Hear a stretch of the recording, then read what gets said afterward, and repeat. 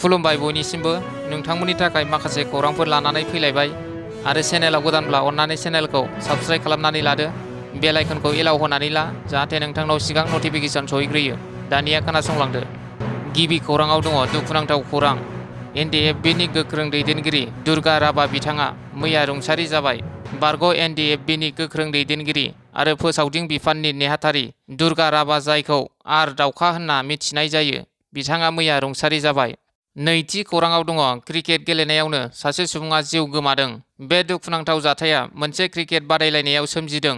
बङाइगाव जिल्लानि मानिकपुराव बे क्रिकेट बादायलायनाया फालेंबारि आरो फाथिला दहा बास स्टेन्ड गलादार गौथुमनि गेजेराव गेलेनाय जादोंमोन। मिथिनो मोननाय बादिब्ला एक्साइज आबगारि बिफानाव हाबा मावगासिनो थानाय मावख'गिरि उमाकान्त रायआ फाथिला दहानि जानानै बादायलायनायाव बाहागो लादोंमोन। मेचनि जोबनायाव बल हमनो नाजानायाव दुखुनांथावै साखाथियाव थानाय फाक्कानि इन्जुराव सौग्रावनानै खर'आव गाज्रियै दुखु मोनदोंमोन। खर' बाहागोआव दुखु मोननाय उमाकान्त रायखौ गोख्रैनो मानिकपुरनि महात्मा गान्धी मडेल देहा फाहामसालियाव थिसननाय जादोंमोन। नाथाय देहा फाहामगिरिया साबसिन फाहामथायनि थाखाय बङाइगाव लवार आसाम देहा फाहामसालियाव दैथायहरदोंमोन।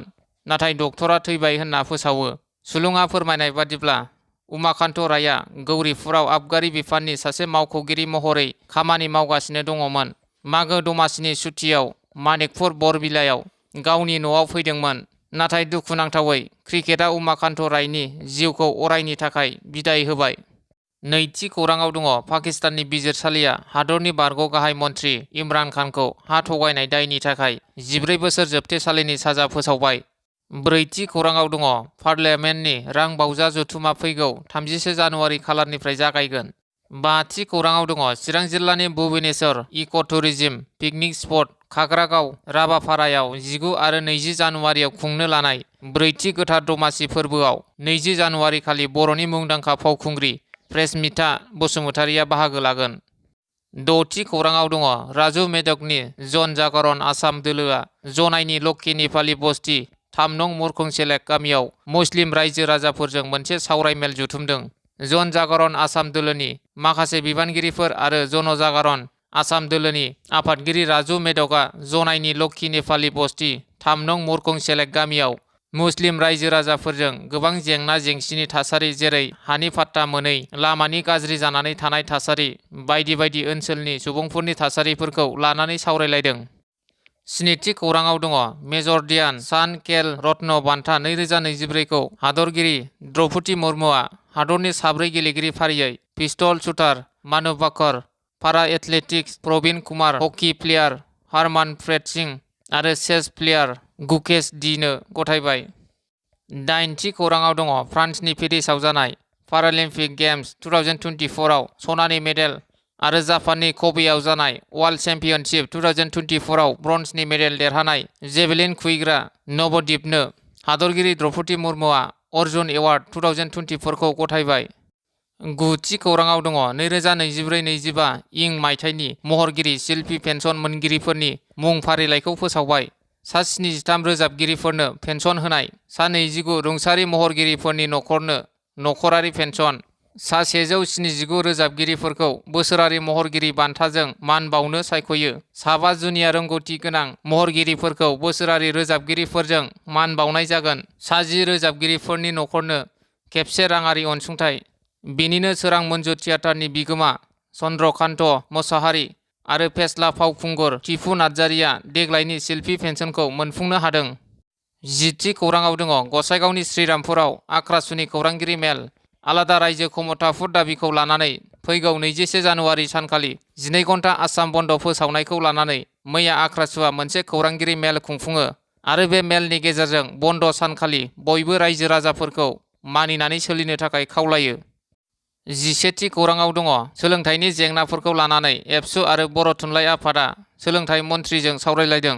आसाम सरकारनि सोलोंथाइ मन्थ्रि डक्टर रनज पेगुनि हांख्रायनाय लेखायै मैया गुवाहाटी दिसपुरनि जनता भवनाव दुलाराय बर' फरायसा आफाद आरो बर' थुनलाइ आफादा बर' बिजोंनि बायदि बायदि जेंनाफोरखौ सुस्रांनांगौनि सायाव गुवारै सावरायलायो। बे सावरायनायनि गेजेरजों आसामनि सोलोंथाइ मन्थ्रि डक्टर रमेश बिगु बिथाङा बर' बिजोंनि मोनफ्रोमबो जेंनाखौ थाबैनो सुस्रांना होनो थाखाय खोथा होयो। बे सावरायनायाव दुलाराय बर' फरायसा आफादनि आफादगिरि दिपेन बर' बिथांनि दैदेननायाव मिरु एबसुनि मोनसे हानजा फारियै लोगो आफादगिरि खोरोमदाव औवारी, गाहाय नेहाथारि कनिन्द्र बसुमतारी, सोलोंथाइ नेहाथारि सोमावसार बसुमतारी, सुबुं फोनांजाब नेहाथारि बिरखां नार्जारी, लोगो सोलोंथाइ नेहाथारि रमिय कुमार बसुमतारी, मावख' नेहाथारि नितु बर' आरो दिल्ली दालाइ एबसुनि आफादगिरि बिश्वजित नार्जारी बिथांमोना बाहागो लायो। बर' थुनलाइ आफादनिफ्राय फारियै लेङाइ आफादगिरि सीताराम बसुमतारी, गाहाय नेहाथारि नीलकान्त गयारी, नेहाथारि डक्टर प्रणब ज्योति नार्जारी आरो कामेश्वर बसुमतारी बिथांमोना बाहागो लायो। 12थि खौराङाव दङ बाक्सानि बरमायाव अल बड' एक्स भलन्टियार फर्स अर्गेनाइजेसननि मावसुमा मेल खुंदों। अल बड' एक्स भलन्टियार फर्स अर्गेनाइजेसननि आफादगिरि दलिल कुमार ब्रह्मनि दैदेननायाव बाक्सानि बरमा बड'लेण्ड दरबाराव मावसुमा मेल खुंदों। बिटिआरनि मोनबा जिल्लानि अल बड' एक्स भलन्टियार फर्स अर्गेनाइजेसननि मावथिफोरनि नुजाथिनायाव मावसुमा मेला जानानै थाङो। बे मावसुमा मेलनि गेजेरजों बड'फा उपेन्द्रनाथ ब्रह्मनि सिमां आलादा बड'लेण्ड रायजो सोरजिनाय सिमांखौ मोगथाङाव जाफुंसार खालामनो थाखाय फिन जावरिखांनो सिगांबोदों। अल बड' एक्स भलन्टियार फर्स अर्गेनाइजेसना अल बड' एक्स भलन्टियार फर्स अर्गेनाइजेसननि आलादा बड'लेण्ड दाबि सोमावसारनाय बायदि हाबाफारियाव मदद होनोबो खावलायदों। गाहाय नेहाथारि सिन्टु कुमार बसुमतारी बिथाङा। 13थि खौराङाव दङ आइजोफोरनि थाखाय गोजोनथाव खौरां। रायजोनि 27 लाख आइजोफोरनि थाखाय आसामनि गिबि मन्थ्रि डक्टर हिमन्त बिश्व शर्मानि गिदिर फोसावनाय। आइजो फालांगियारि बिथांखिनि सिङाव आसामनि गिबि मन्थ्रि डक्टर हिमन्त बिश्व शर्माया एप्रिल दानाव 27 लाख आइजोफोरनो सरकारनिफ्राय 10,000 रां होगोन होनना फोसावदों। लोगोसे बे रांखौ मन्थ्रि एमएलए आरो सरकारि मावख'गिरिफोरनि न'खरनि आइजोफोरा मोननाय नङा। बिनि अनगायैबो जायनि न'आव जौनि गला दं बिसोरनि न'खरनि आइजोफोराबो बे बिथांखिनि रांखौ मोननाय नङा। गिबि खोन्दोआव 10,000, नैथि खोन्दोआव 25,000 रां आरो थामथि खोन्दोआव 50,000 रां होगोन सरकारा। आइजो फालांगियारि बिथांखिनि थाखाय सरकारा 2,000 कौटि रां गनायथि होदों।